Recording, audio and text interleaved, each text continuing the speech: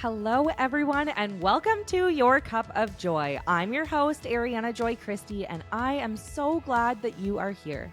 This is a space to inspire, to learn, to grow, and to challenge.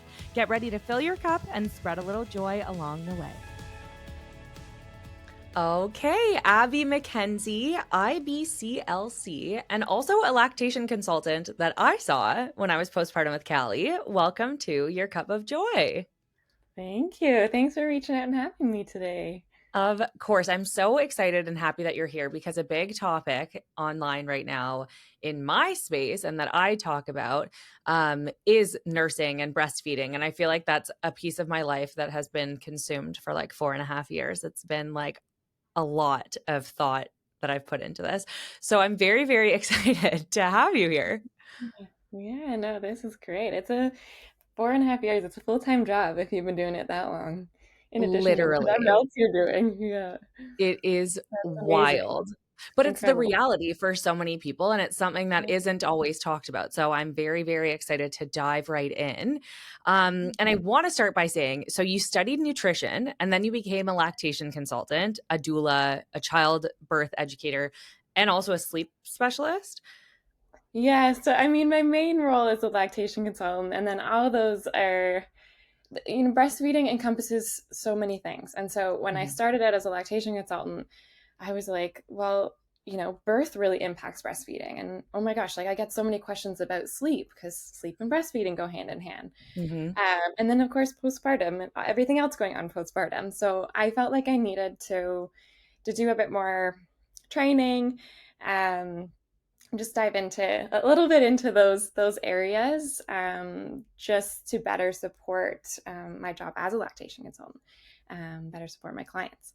So Amazing. yeah, I mostly just provide lactation support, but I'm just starting to bring in some other stuff. I think I'll probably start doing some sleep support stuff. It's not your typical sleep training. We can dive into that, but again, it's just because it all goes together. It totally does. Like, I even remember when all of my questions with breastfeeding, especially the first time when it was with the twins, I just was like, what about this? What about that? Like, I was thinking about their diapers. I was thinking about changing them. I was thinking about their sleep. I was thinking about my body postpartum and like Yeah. logistics. Like, there just are so many pieces that contribute to breastfeeding as like a simply put thing. And so I think that's incredible that you can kind of include all of that in your practice. Yeah, I can't be the jack of all trades, but like at least if I can, have a good background in some of these different areas, then I can, yeah, better support families. Totally. Was there like a pivotal moment or something or an experience or something like that that really made you be like, okay, this is like a holistic thing. There are many pieces to this puzzle, and I want to be able to provide care for that includes all of those aspects? 100%. I think my first year actually working as a lactation consultant, I really struggled. And I think there's a bit of imposter syndrome not having breastfed before, not having had any kids. Mhm. But I also didn't realize the mental load of postpartum, especially in Western culture. So my first year, I just like, I was so like, I know the facts, okay, you have a clogged duct, here we go. But I'm like, that's such a small piece. Yeah, you reached out for the clogged duct, but there's so many other things going on that I didn't feel equipped to help support these families. And a lot of breastfeeding issues stem from other things. Like it's, maybe mom doesn't have enough support. So she is just, she's heading downhill, her sleep, her nutrition. And so breastfeeding issues are just like the cherry on top that tip them over. And now I'm seeing them. And I'm like, yeah, we got breastfeeding issues, but that's not the bigger problem. Like there's so Yeah. many other things here that we need to address first, and then breastfeeding will naturally get easier.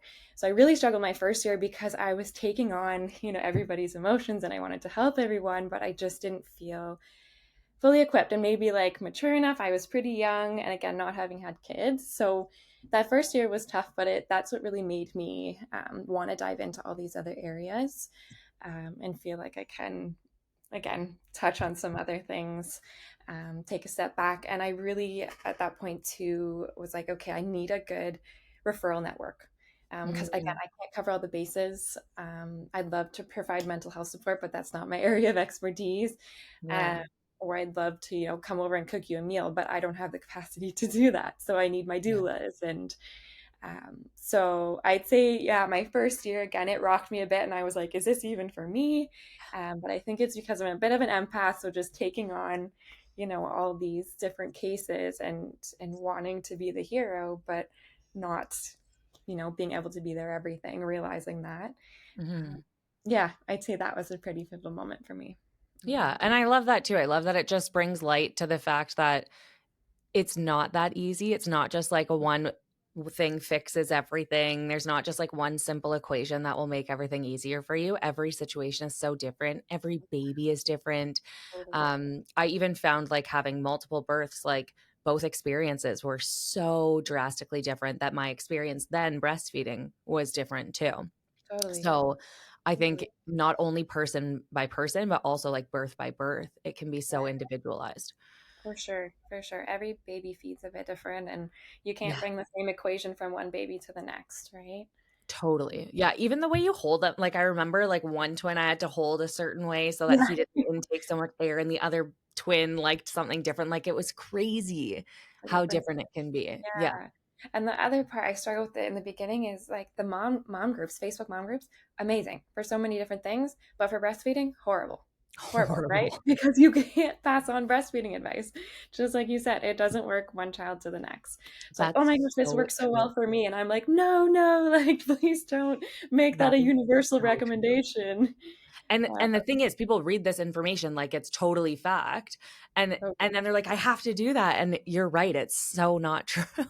yeah, yeah, you can end up in more trouble for sure. Yeah, definitely. I read in your bio that you were inspired by a single lecture on breastfeeding. Can you take us back to that moment and what was said that really made you be like, "Okay, I wanna dive into this. I wanna learn more?" Yeah. Going back, I've always been like a obsessed with babies kind of gal. I was like, I Mhm. always wanted to be a mother. Always like in the back of my head, like I would love to work with babies in some capacity, but I'm like, doctor, not really for me, pediatrician. um, but I'm like, what else is there? Yeah.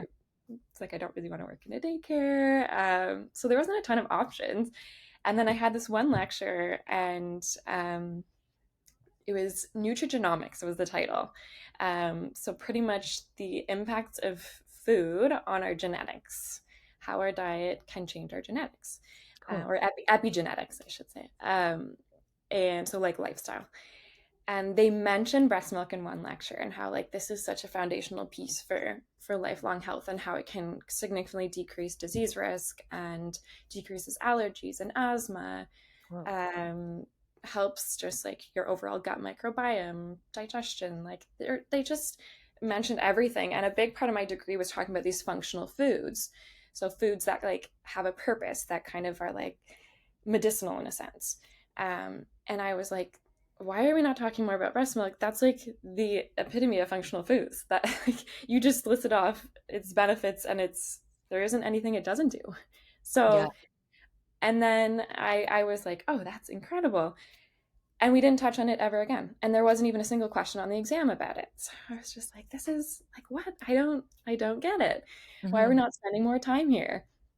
And so I just kind of did some of my own readings and research and realized there was a really big gap in support for lactation breastfeeding, in like physical support and also just like the education around it, the knowledge around it. So I dove into that, and then that's when I found out there's such thing as a lactation consultant, and that's what I went right into after school.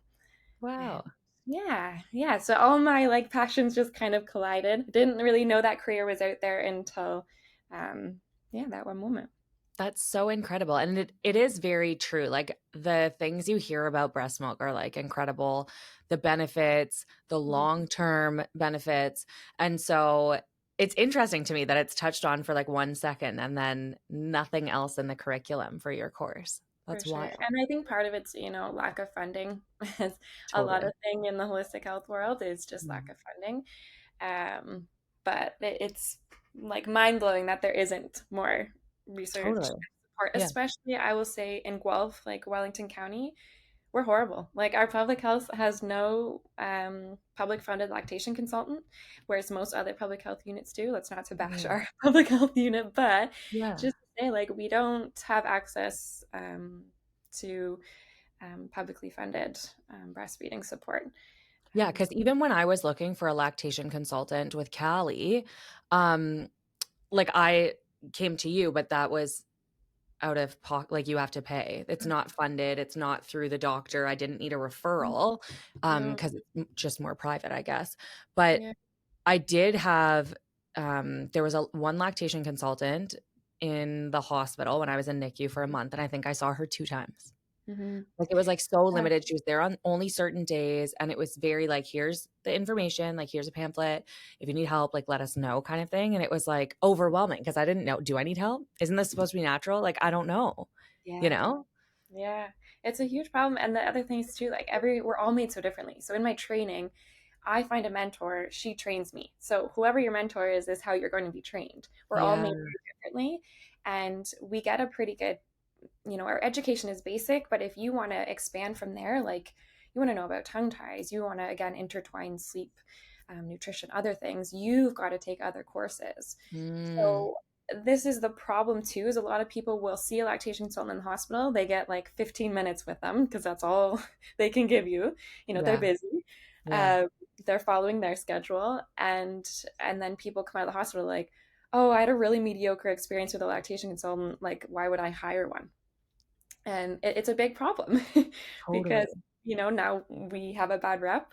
But again, that's something I would love people to know, is that we're all made so differently. And Mhm. I'm also not going to vibe and gel with everyone, right? Like Yeah, you for kind of sure. have to shop around and ask for a discovery call or email, and Mm. see if it's your person. If you're paying out of pocket, make sure that person, you're aligned in a sense. Yeah, And 'cause when we you do, go ahead, sorry. sorry, you are so right that, like, unless you have somebody pushing you in your life who has had a positive experience with a lactation consultant, you sometimes don't even know that that's an Yeah, option.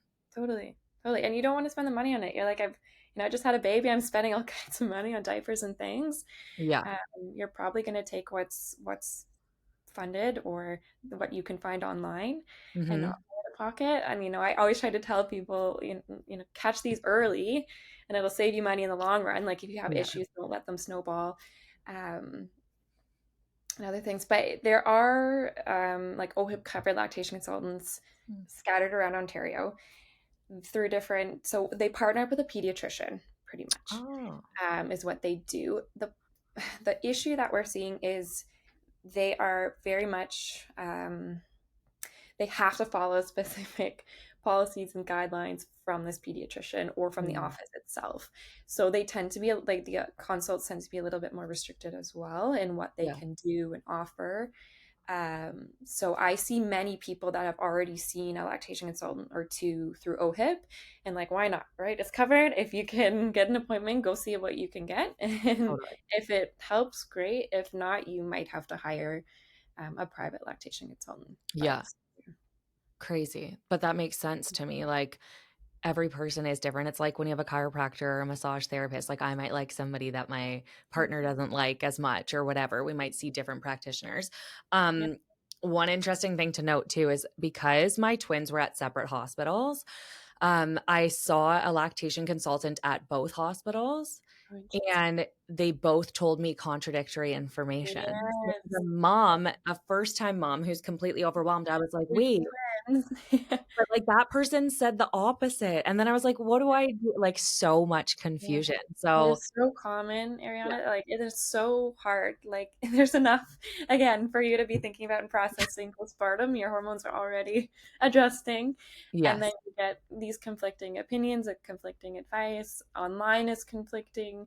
It's totally. really, really hard. So you have to find your person that you trust for sure. Yeah, Hmm. and who aligns with your values. Like, now reflecting back as I'm, like, out of that stage, I feel Yeah. like if I had been on, like, a consult call with each and Yeah. asking questions, like, almost like interviewing in a sense of who I was gonna listen to or who I was gonna work with, I think I would have been very clear and upfront with my intentions of breastfeeding, what was meaningful to me and my value system, Yeah. because one of them definitely was more like me and the other was definitely more like, um, not that either is right, but just different from what I she was talking more about like my rest and my sleep, and it's okay to miss a pump, where the other one was like, you have twins, you have to pump double the time, never miss a pump, like all these things. And I leaned towards that, not that one is right or wrong, but for my goals, I wanted to listen to her and it helped. Good, good. And that's so important. I, I should be asking, and if you're seeing a lactation consultant, make sure, if they forget to ask, here's my long-term goal. Here's where I want to get to. And I'm willing to throw everything at it, or listen, I'm struggling a little bit with sleep or mentally, so I can only do this much. Give Yes. me the plan. We need to know upfront what we're working with, Mhm. and there can't be an all or nothing, right? Totally. I think being more clear from my perspective would have been so helpful. So, if you're a first time mom listening or someone who has been struggling with nursing and you're seeking help, like know what your long term goal is and communicate that to all of your healthcare practitioners. Like, now that I'm thinking about it, Yeah. to Name anybody. all there. And there's no such thing as we get so many oh, this is a stupid question. There's no such thing. Again, you can't know everything. Totally. I couldn't agree more. Okay, so I feel like when I became pregnant, I learned so much about the human body. I was so intrigued. I was like, "Oh my god, like women are incredible. Like our bodies can do anything. We're superheroes." And so I want to talk to you about some of the coolest facts that you know about pregnancy, motherhood, and breastfeeding. Okay. Okay, cool facts. I had the same experience when I became pregnant. I was like, wow, I can do anything. Like it was such a Literally. confidence boost. Yeah. Um, cool facts. Well, I'm probably gonna go more the breastfeeding route, but Mhm. um I get a lot of questions about, so some women know this, but I'll clarify it. Your breast milk composition changes like minute to minute, month to month, whatever your baby's going through, like Crazy. sickness. I was just telling a good friend of mine that, her baby's starting to crawl and she's putting everything in her mouth. And I said, that's awesome. That's good. It's good for their, immune system. They're learning. That's how they. And I said, at that point, when your baby starts to crawl, usually around 8, 9 months, your breast milk actually ramps up in antibodies. Like its immune properties ramp up to protect your baby. Crazy. Crazy, right? And then, your milk in the evening before bed is higher in tryptophan, um, and other components that melatonin that help the baby sleep. And then again, with different ages and stages as your baby gets older. So if you're nursing a toddler, so many people are like, how do I know they're getting enough milk? Or, how do I make sure my milk supply is increasing as my baby gets older? And like, it doesn't have to, because the breast milk composition changes. So its caloric content increases. So they Crazy. need the same volume, but they're getting, again, higher calories. So you don't have to do anything. As long as you're emptying those breasts and feeding regularly, your body's going to continue to produce and make that perfectly constructed milk that your child needs at that given stage and age. It's so incredible to me. Like, Yeah. I remember learning about the AM and PM, like morning and night. And because I was pumping with the twins, not always feeding for a while, I would label it like AM or Yeah. PM so that at Yeah. night I could give them their nighttime milk and in the morning I could give them their morning milk. Mhm. And I just thought that's so cool. Like how our body knows this is wild. It's crazy. It knows So so much incredible. more than we know. Yeah. Truly.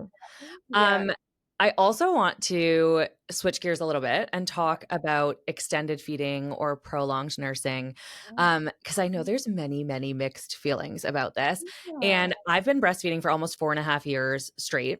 That's I amazing. breastfed twins through my pregnancy, which a lot of people were like, "Can you do that? Is that even a thing?" And I didn't know, but I thought, let's just try. Like, what's Yeah. the worst thing that happens?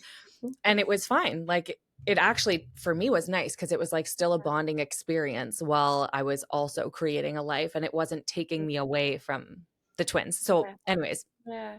I loved That's it. amazing. Yeah. Callie now is 34 months, so like a year and a half, just over, and she's still nursing. And I keep being like, it's been like a year of me being like, oh, she's almost done. Like, I bet she's almost done. And then she's just not.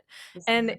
even Yeah. though it's a little bit exhausting, I keep reminding Yeah. myself, like, this is just a blip in time. Like, it's really not that crazy.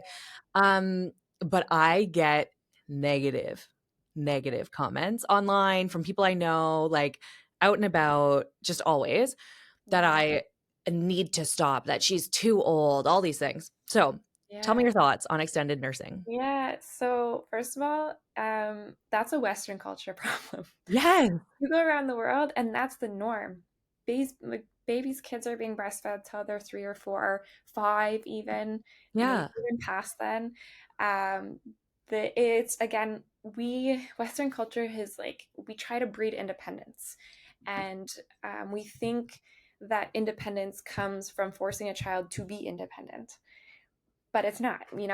Kids become independent if they have a strong dependence. Mm.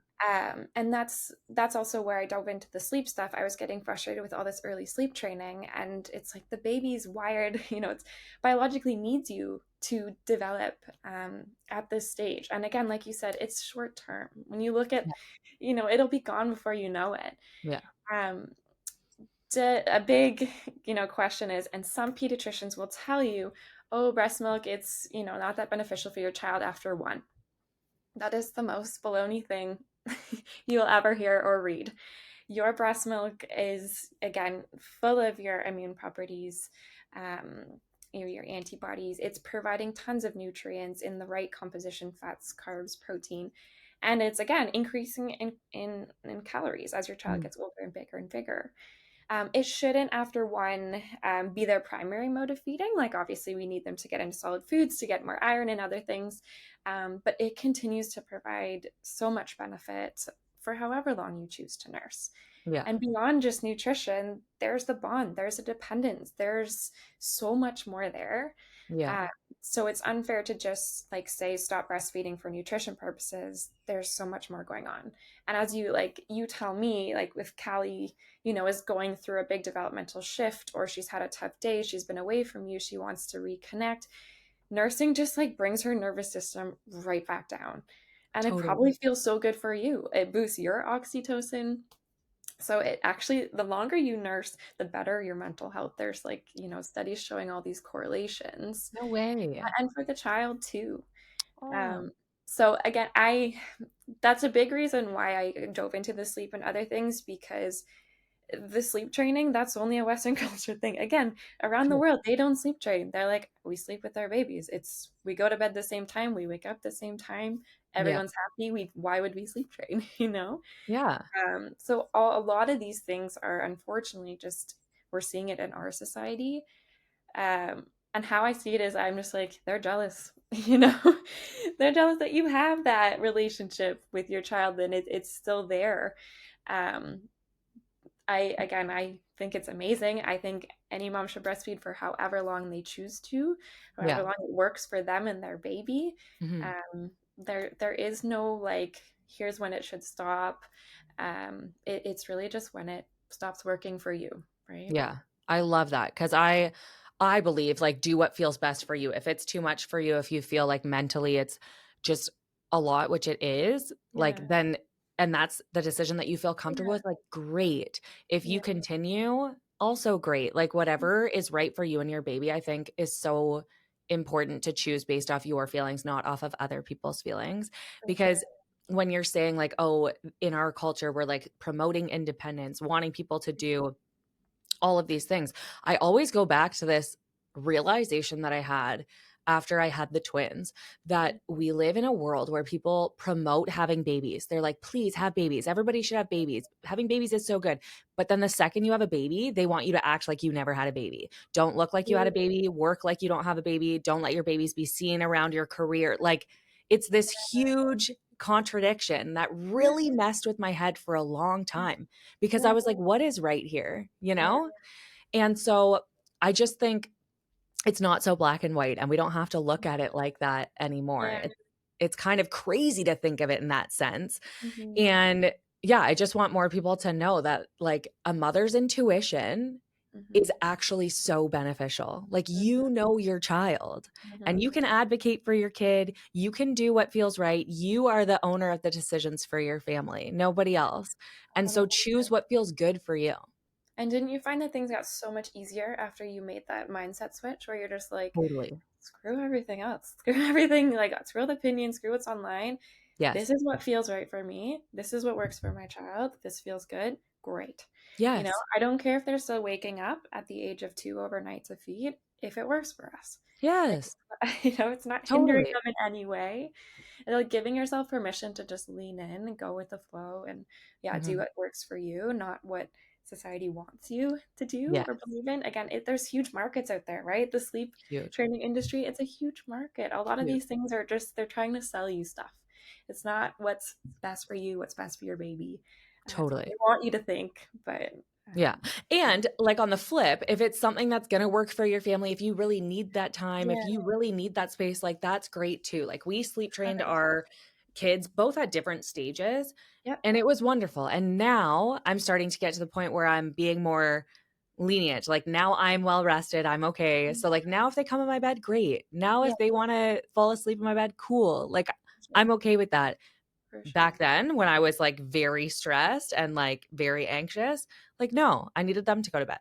Yeah, So, for there is a sure. balance too. There's different stages as we go, Yeah. right? And that's where like the feeding comes into it's that's where I kind of got into the sleep was it was more I was seeing all these people being like, oh, I can't feed them overnight because they're being sleep trained. I'm like, no, we can't ignore feeds. They need the feeds Yeah.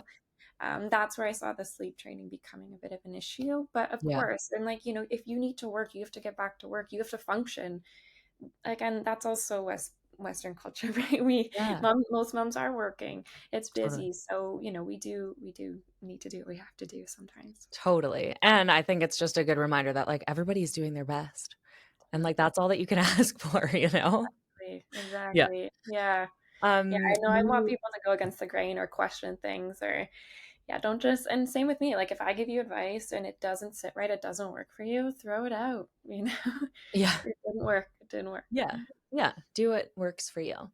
Mhm. You recently welcomed your own baby. Congratulations. Thank you. Yeah, Yeah. of course, it's It's so so, so hard. exciting. How Mhm. has experiencing this transition, Yeah. personally shifted the way that you see your work? So many ways. I I feel like I bet. should start writing them down. I'd say the first was we had a beautiful home birth, and I was so grateful for Oh. that. Um, and being at home after the birth, just I literally didn't leave my room for 3 days. It was Oh, what I needed, and I couldn't imagine being in the hospital and having to like get in the car and come home. totally. And then I was like, wait, if I'm thinking that, and I'm recommending that people do like, oh, bring your baby to see chiro, latch is really Mm, pinchy. There's a lot of tension. I'm recommending chiro, I'm sending people to get in the car in the first couple of weeks. I'm like, that's crazy. I should not be doing that. So that interesting. was Yeah. like my first lesson being like, I haven't left my bedroom in 3 days. I didn't leave the house for 2 weeks. Yeah. Like, why am I again? I didn't know. Now I know. But I think Yeah. that's a big one is people don't rush out of the house. Stay home. I'm gonna stop recommending that you leave home. A lot of body workers are coming in home now too. So if that is Yes. something you need, have the osteo come to you or whatever Mhm. it is that you need. Um, that was a big one. I'd say and general theme to go with that is my feeding plans I'm giving too much at the first consult. Mm, I'm I think I'm overwhelming. So dialing I think in my head because I'm like, okay, you're paying for my service, we're private practice, I want to give you the best bang for your buck here, yeah. but I'm actually doing you a disservice by overloading you because I'm not creating an attainable plan, right? Mm, So yes. I think simplifying things, starting with just one or two things, and then, we'll add on at the follow up. I hate making people seem like they have to pay for a follow up, but Mm, if you were to put it out and ask people, I think they'd rather that. They'd also rather check in with you again in a week because they'll have yeah. different questions, right? Yeah. They'll need just someone to talk to again in a week. Uh, Totally. so I'd say that's been the biggest shift is just like simplify. Don't try to Mm, offer too much just because they're paying for service. Or again, back to our conversation about what's your goal or what can you handle right now? How much yeah. do you want? Yeah. Maybe we're personalizing it that way. I love that. And Yeah. it's just so interesting to me that you can reflect on that based off of your experience, even just leaving the house. Like, I've never really even thought of that. We left the house right away, um, because we had to, like, out of necessity, Yeah. but Yeah. that wasn't wonderful. Like, if I could have No. avoided that, I would have loved to. So that is a really good one. Have there been any moments for you recently where you thought like, "Whoa, I thought that I understood this, but now I actually really get it?" Oh, there's again, like so many aha moments. Yeah. I think one of my biggest struggles recently has been so my little guy's he's been so busy, I swear, since the moment he came out of the womb, like just so into everything. Yeah. He's been really hard to nurse because he's just so, again, busy. Yes. So I have to really lower the stimulation to nurse him. And sometimes I can't get him to latch because he's just like, he's so wired. Mhm. Then, I start to worry about, oh no, is he feeding enough? Is he gaining enough weight? Is my supply gonna be okay? And I have a scale, which is deadly, right? I have my practitioner True. scale. I was weighing him every couple weeks, and some weeks he would gain no weight, and I would get so stressed. Mm. And then this stress would mean like now it's muting my oxytocin, which is what allows your milk to flow. Now Mhm. my milk's not flowing. So it's like this vicious cycle where I'm like, Yeah. oh my gosh, I realized how much stress impacts milk flow.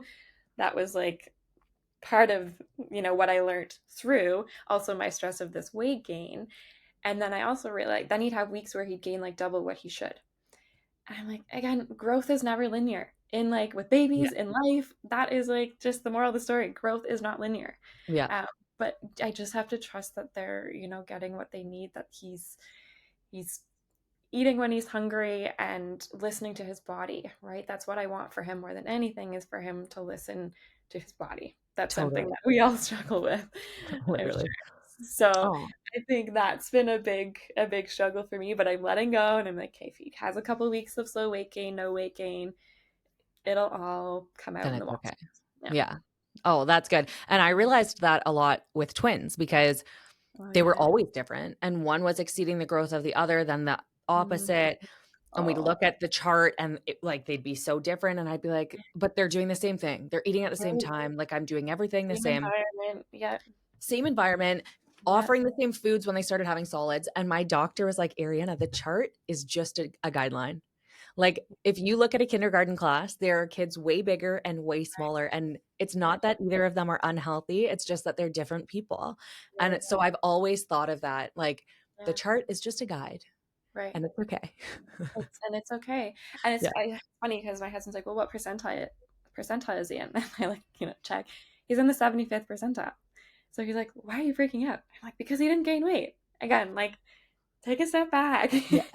Most people can't weigh their kid twice a week, every week. Like, you're Yeah, just, I have to remind myself that, yeah, I have to trust that they're doing what they need. Again, like, growth is not linear, and it'll totally. all, come together in the end. Agreed. Yeah, definitely. What is, maybe the most surprising thing postpartum for you, whether, like, emotional, physical, Yeah. spiritual? Oh, surprising thing.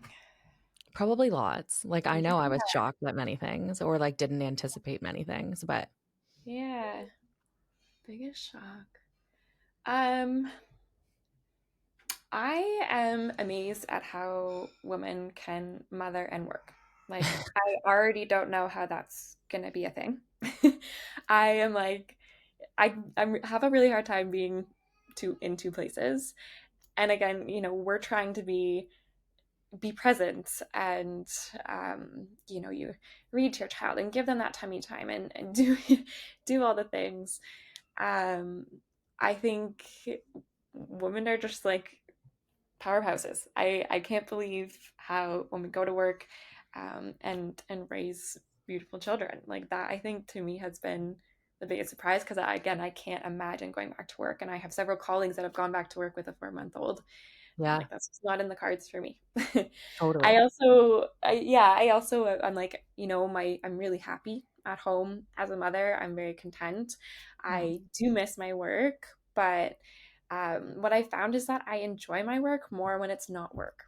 So I've Hmm. helped a couple of people since being on mat leave, but I go over with my baby and it's super informal and I love it.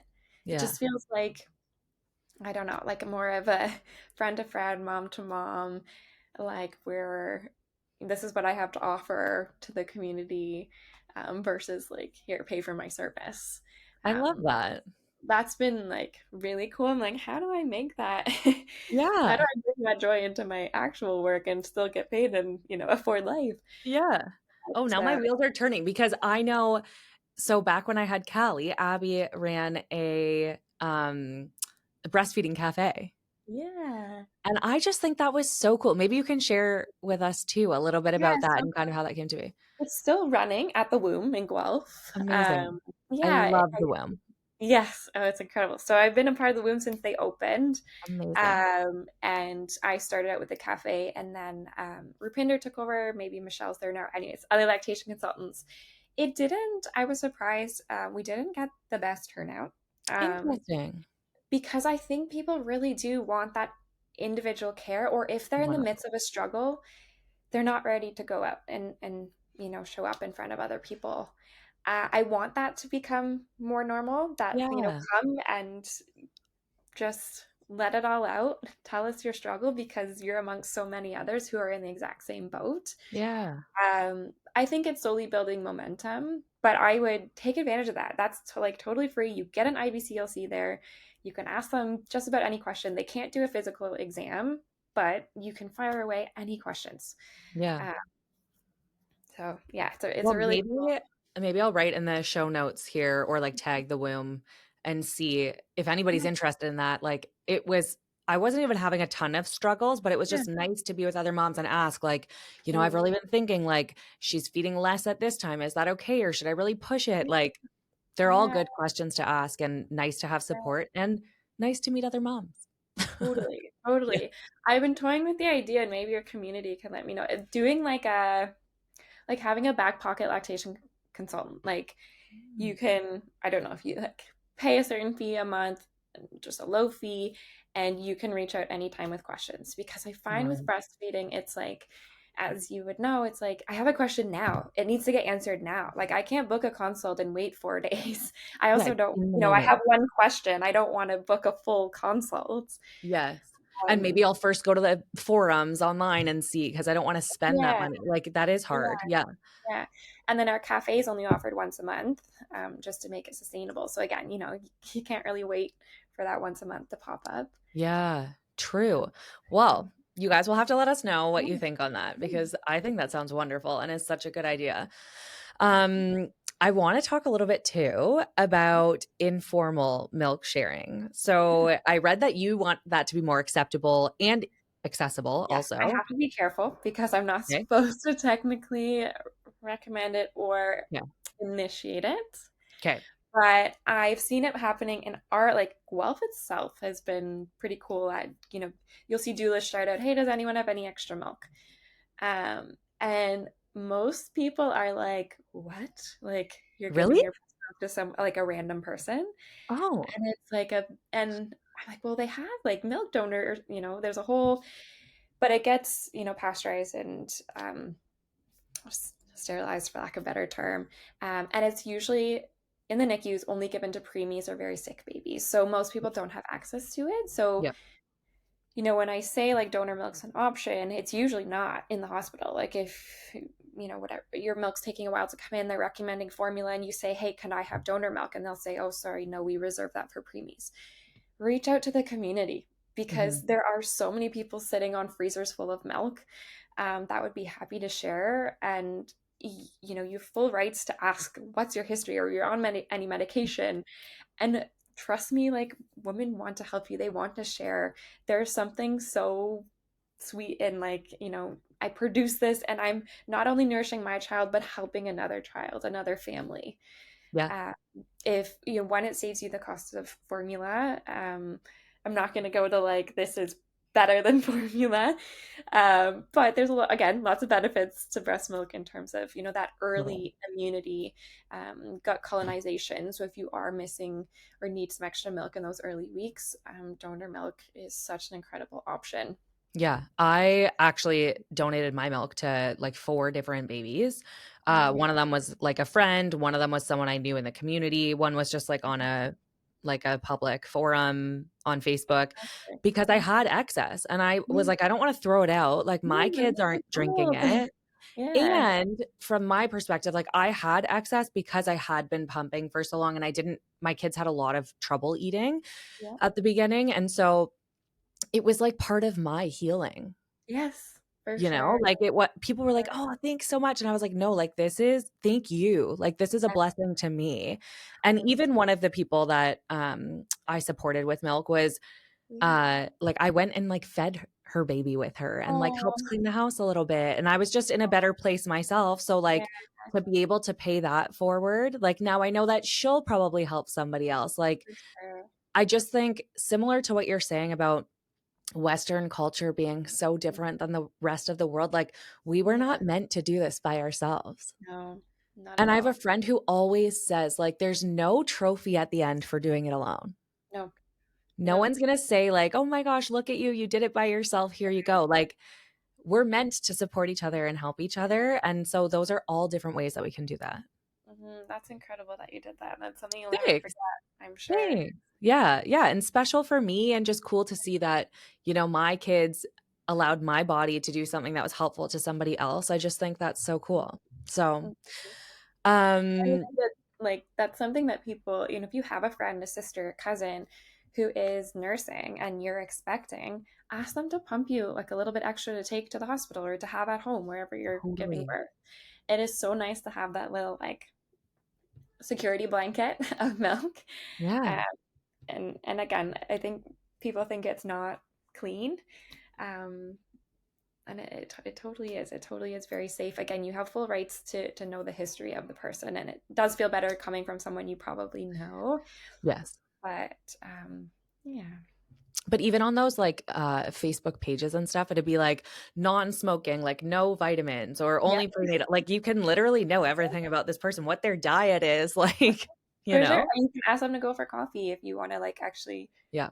meet them and connect with them. But yeah, Totally. I just mhm, think it's so cool and it's a taboo thing that shouldn't be because it is so natural, yeah, and I wish that more people, like you said, would even ask. Like, there have been times that I've been with a friend who has a newborn who is yeah, struggling, and I've wanted to say like, "Oh, do you need help?" And then I'm like, "Wait, no, that's weird." But, like, it's yeah. not, you Yeah. know?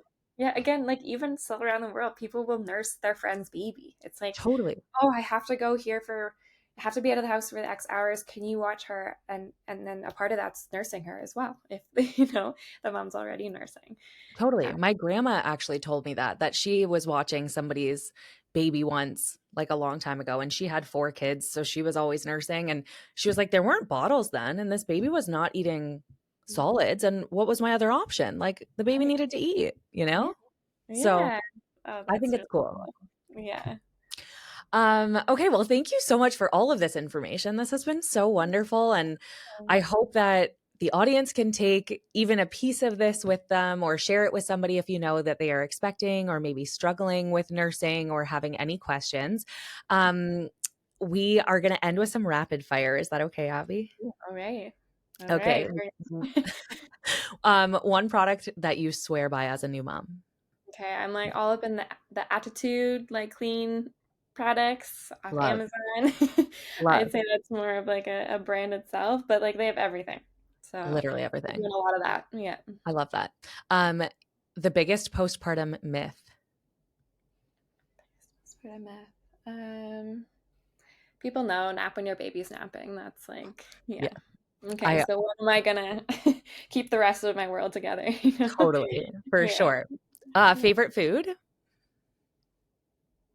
It's gonna be sushi. It's gonna be sushi after Oh, pregnancy, right? of Yeah. course, yes, that's a perfect one. And dream travel destination?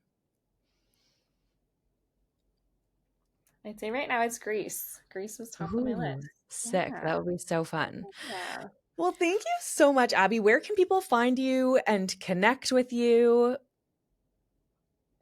Okay, fine. Well, I'm on mat leave right now, but I'm possibly in the fall starting up with some virtual stuff again, Amazing. offering virtual lactation consults. But I'd prefer those be in person, so probably find someone else, but virtually okay for like weaning consults, pumping consults, some sleep consults. On my website is where you can reach me. I am on Instagram. I'm not very lively on Instagram. I don't post a ton, but I do check my DMs now and then. Yeah. Amazing. Thank you so, so much. Thank you so much for tuning into this episode of Your Cup of Joy. I hope you enjoyed today's conversation as much as I did. And if this episode resonated with you, or if you've been loving this show, I'd really appreciate it if you could take a moment to rate, review, and subscribe wherever you are listening. Your support helps the podcast grow, it helps it reach more people, and it means the absolute world to me. So keep filling your cup with joy, and I will see you next week.